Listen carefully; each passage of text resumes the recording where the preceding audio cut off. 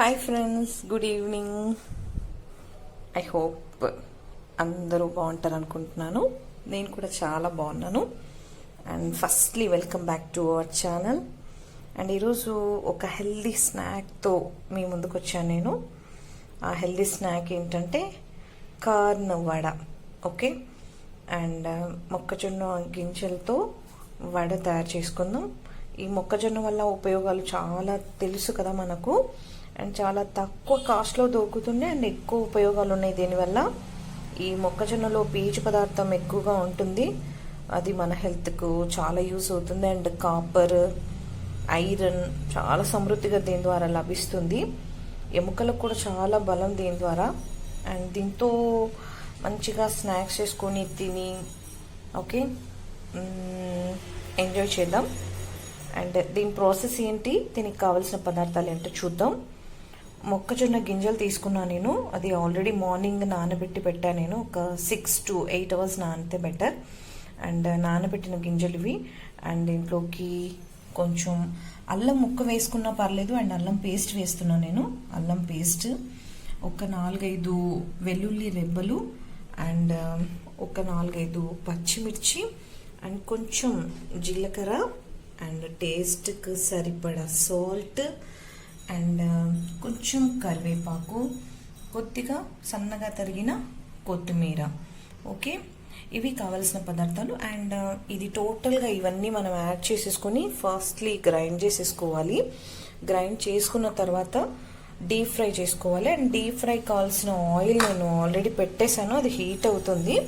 అది హీట్ అయ్యే లోపు మనం ఇవన్నీ గ్రైండ్ చేసేసుకుందాం. చూస్తున్నారు కదా, నేను ఆయిల్ ఆల్రెడీ హీట్ చేసేస్తున్నాను. అది లో ఫ్లేమ్లో పెట్టేసి ఆయిల్ హీట్ అయిపోయే లోపల వీటన్నింటినీ గ్రైండ్ చేసేస్తాం. సో ఇవన్నీ మిక్సీ జార్లోకి వేసేసుకున్నాను. ఎస్పెషల్లీ ఈ కొత్తిమీర మాత్రం మనం పైనుంచి యాడ్ చేద్దాము. అండ్ గ్రైండ్ చేసుకున్నాక యాడ్ చేద్దాం. మిగతా ఆల్ ఇంగ్రీడియంట్స్ నేను గ్రైండ్ చేసేస్తున్నాను. సో ఫ్రెండ్స్, చూస్తున్నారు కదా, ఇలా మెత్తగా పేస్ట్ చేసేసుకున్నాను నేను.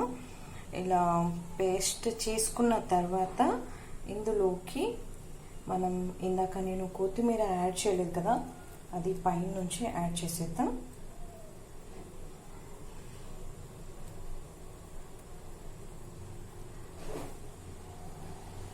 కొత్తిమీరని అందులో బాగా మిక్స్ అయ్యేటట్టు చేద్దాం.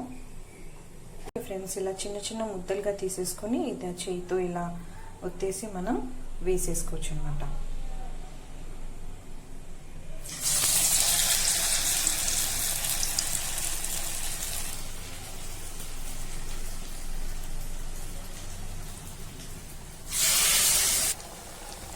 ఓకే, చక్కగా వేగిపోతున్నాయి అన్నీ.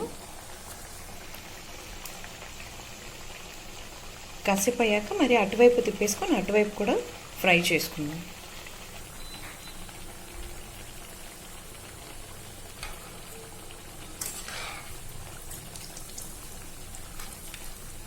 మంచిగా రెడ్డిష్ వచ్చేదాకా వీటిని డీప్ ఫ్రై చేసేసుకోవాలి.